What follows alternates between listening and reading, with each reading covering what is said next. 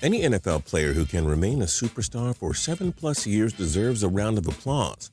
Playing with guys twice your size and getting hit every game can take a toll on the human body. These guys are tough as nails.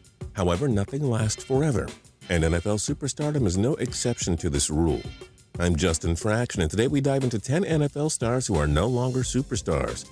And we do hope you enjoy this video, and if you do, feel free to click subscribe down below for more cool videos every single day.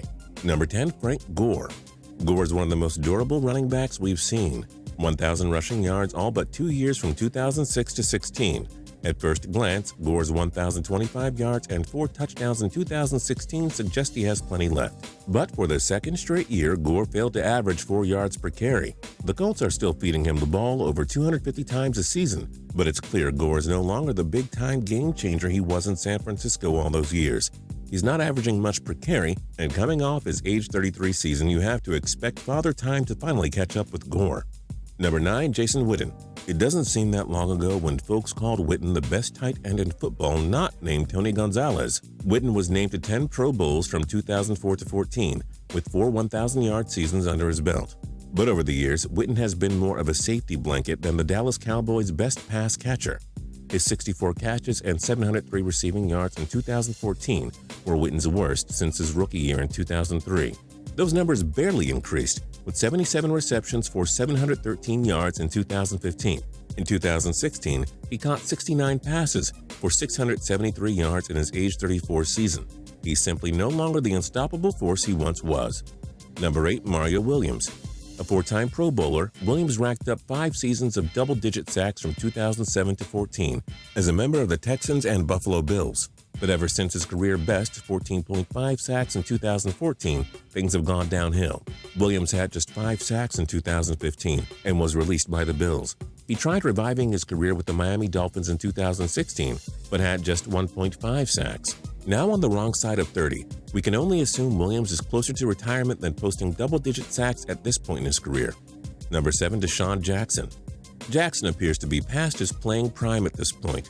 Sure, he had 56 catches for 1,005 yards and 4 touchdowns in 2016, but this is a guy who used to put up 60 reception seasons for well over 1,000 yards and twice as many touchdowns. Jackson turned 30 during the 2016 season and is bound to lose some of his speed from here on out. Now on a Tampa Bay Buccaneers team that owns a world-class receiver in Mike Evans, you can expect Jackson's production to decline significantly. Number 6, Jamal Charles. Charles was the heart and soul of the Chiefs' offense for many years and was an integral part of them reaching the playoffs in 2010 and 13. He rushed for over 1,000 yards 5 times and was undoubtedly a top 5 running back in the NFL during his time in Kansas City. Sadly, he was limited to 5 games in 2015 after suffering a torn ACL. He battled knee injuries in 2016 and was limited to 3 games. The Chiefs released a 30-year-old Charles after the season. With all the mileage, age, and injuries to his knee, Charles probably isn't a number 1 running back anymore. Number 5, Julius Peppers. Canton is surely awaiting the 9-time Pro Bowler who shall be regarded as one of the most dominant defensive players of all time. Peppers, the 2004 NFC Defensive Player of the Year, racked up 143.5 sacks, 18 forced fumbles, and 73 passes defended from 2002 to 16. But in his final year with the Packers, Peppers showed that his best years are gone.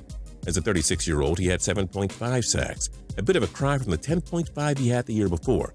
It was the 3rd time in 4 years he didn't reach double-digit sacks. We love Peppers, but it's time to accept he's not the game changer he used to be. Number 4, Matt Forte. Forte was one of the few bright spots in an otherwise awful Chicago Bears squad from 2008 to 15. Forte racked up 5 1,000-yard seasons and averaged over 4.4 yards per carry with ease.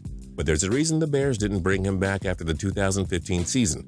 Forte was 30 years of age and wasn't the effective force we were used to seeing.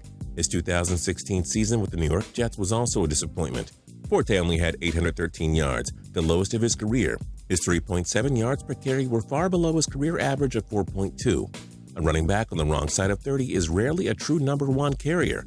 Forte has learned that, and so have we. Number 3, Brandon Marshall. 6 Pro Bowls and over 1,000 receiving yards every year from 2007 to 13.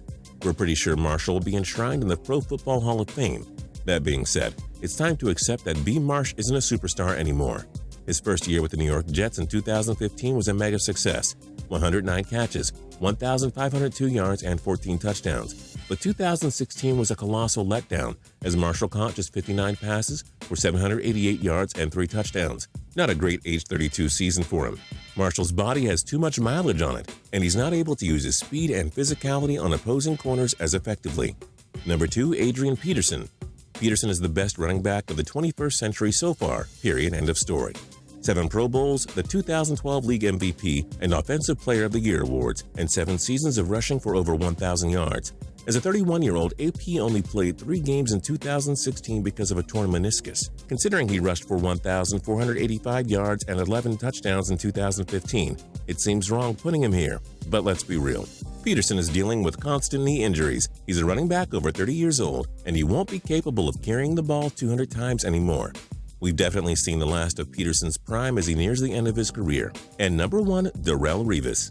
From 2006 to 2013, Revis was the undisputed top cornerback in the NFL. They didn't call it Revis Island for nothing. In 2014, Revis solidified the New England Patriots secondary and led them to a Super Bowl 49 championship. In 2015, he rejoined the Jets and reached his 7th Pro Bowl. In 2016, Revis was among the worst defensive players in the NFL. Quarterbacks were targeting Revis, and no-name number 3 and 4 receivers were foreclosing Revis Island. Revis was released by the Jets in 2017 for a reason. He simply isn't a shutdown corner anymore. Which other NFL stars are no longer superstars? Join us in the comment section below. If you liked this video and learned a thing or two, clicking the like button helps us out a ton and we appreciate it. If this is your first time coming around to Total Pro Sports though, subscribing is a great idea because we put out videos like this every single day. But as always, thanks for watching and we'll see you guys next time.